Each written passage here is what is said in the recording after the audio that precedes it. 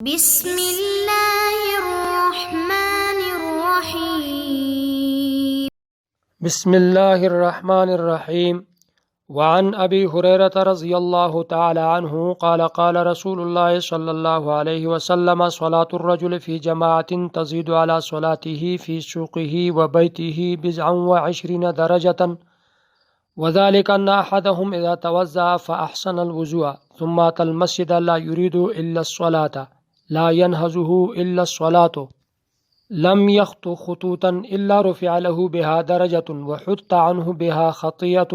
حتى يدخل المسجد فإذا دخل المسجد كان في الصلاة ما كانت الصلاة هي تحبسه والملائكة يصلون على أحدكم ما دام في مجلسه الذي صلى فيه يقولون اللهم ارحمه اللهم اغفر له اللهم تب عليه ما لم يحدث فيه متفق عليه.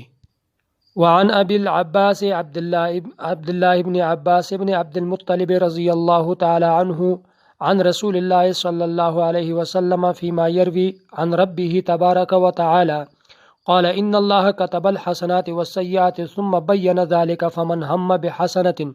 فلم يعملها كتبها الله تبارك وتعالى عنده حسنة كاملة وإن هم بها فعملها كتبها الله 10 حسنات إلى 700 ضعف إلى أضعاف كثيرة وإن هم بسيئة فلم يعملها كتبها الله عنده حسنة كاملة وإن هم بها فعملها كتبها الله سيئة واحدة متفق علیہ. عزیز طلبہ اکرام، آپ کے سامنے 2 احادیث پڑھی گئی.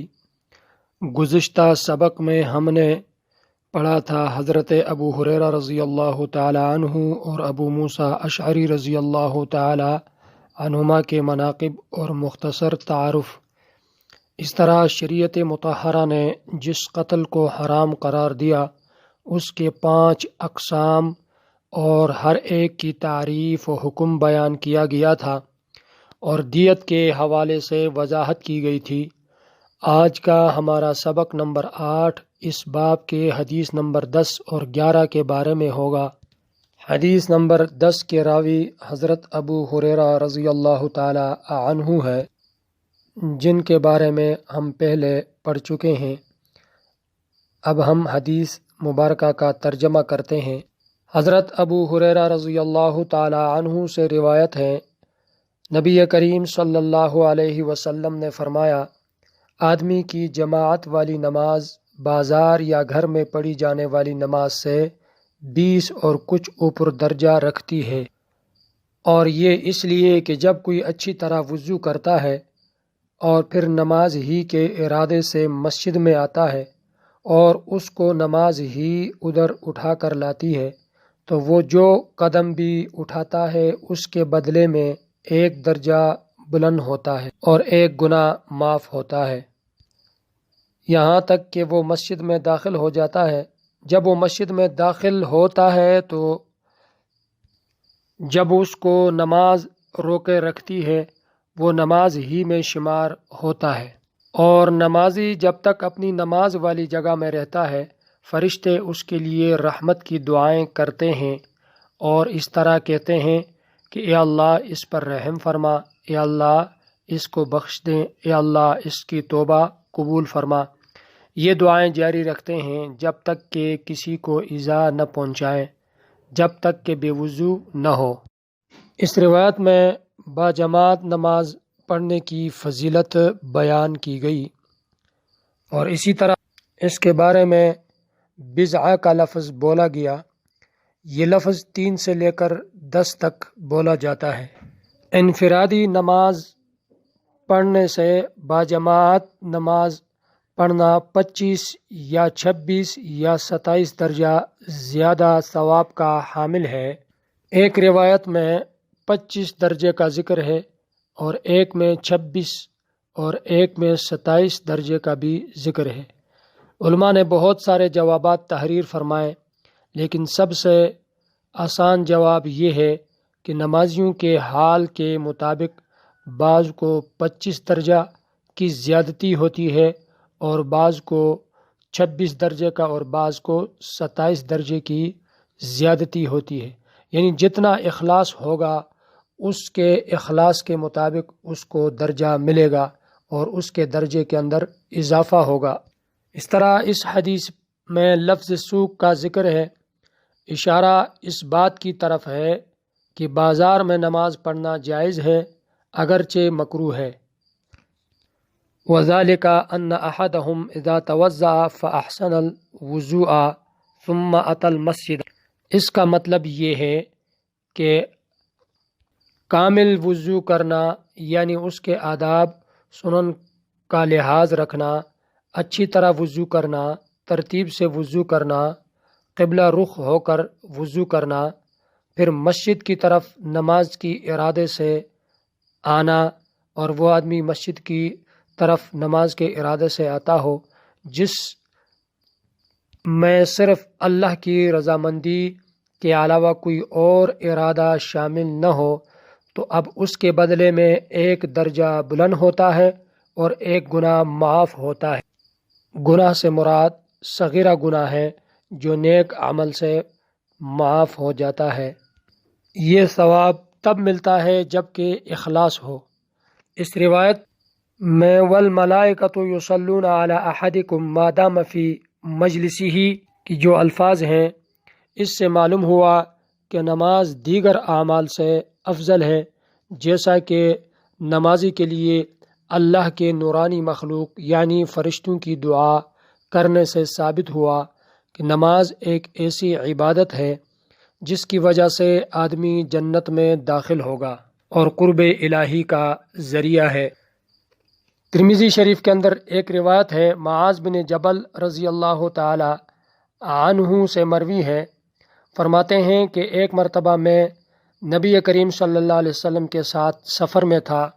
میں نے آپ صلی اللہ علیہ وسلم سے عرض کیا کہ یا رسول اللہ،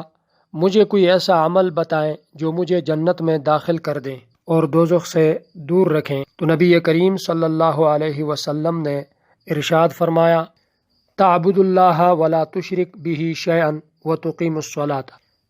تم اللہ کی عبادت کرو اور اللہ کے ساتھ کسی کو شریک مت بناؤ اور نماز قائم کرو، وتؤتی الزکوٰۃ اور زکوٰۃ ادا کرو، اور وتصوم رمضان رمضان کے روزے رکھو، اور وتحج البیت بیت اللہ کا حج کرو۔ اس روایت سے بھی یہ معلوم ہوا کہ نماز آدمی کو جنت میں داخل کرنے والا ایک افضل عمل ہے، اور نماز کے بارے میں عمود الصلاۃ بھی کہا گیا ہے جو کہ دین کے لیے ستون ہے۔ دوسرے حدیث مبارکہ کا ترجمہ حضرت ابو العباس عبداللہ بن عباس رضی اللہ تعالی عنہما سے روایت ہے کہ نبی کریم صلی اللہ علیہ وسلم نے اپنے رب تعالی سے روایت فرماتے ہیں کہ اللہ تعالی نے نیکیاں اور برائیاں لکھی اور پھر ان کی وضاحت فرمائی کہ جو آدمی کسی نیکی کا ارادہ کرتا ہے مگر اس کو کر نہیں پاتا تو اللہ تبارک و تعالی اس کی ایک کامل نیکی لکھ دیتے ہیں،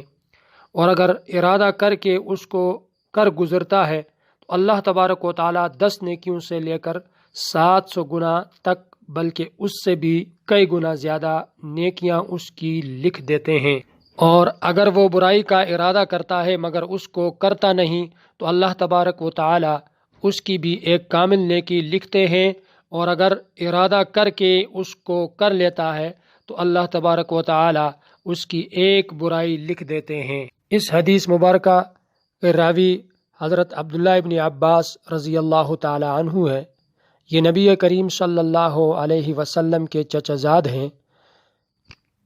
ہجرت سے 3 سال پہلے پیدا ہوئے تھے۔ ان سے بہت سارے صحابہ رضی اللہ تعالی عنہم اجمعین روایت کرتے ہیں،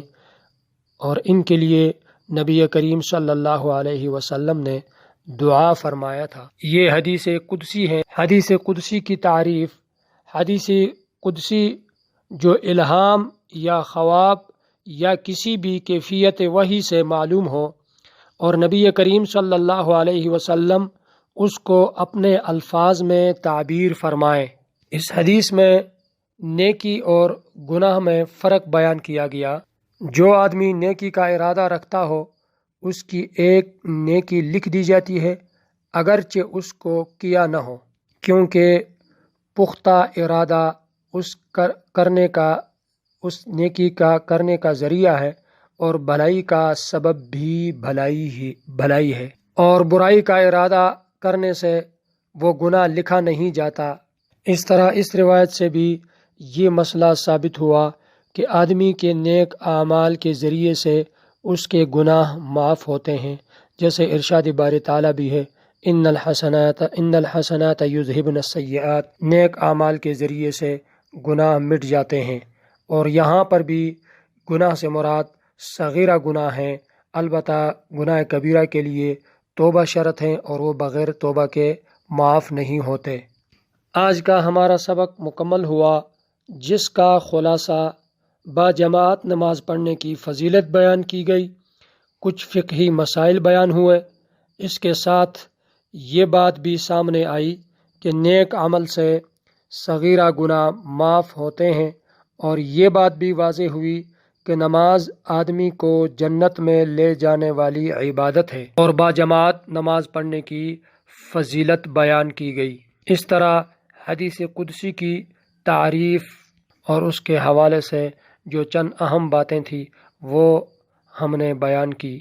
اللہ تبارک و تعالی ہمیں بھی اخلاص کے ساتھ با جماعت نماز پڑھنے کی توفیق عطا فرمائے۔ آئندہ ہمارا جو سبق ہے وہ حدیث نمبر 12 کے حوالے سے ہوگا انشاءاللہ تعالی۔ السلام علیکم ورحمۃ اللہ وبرکاتہ۔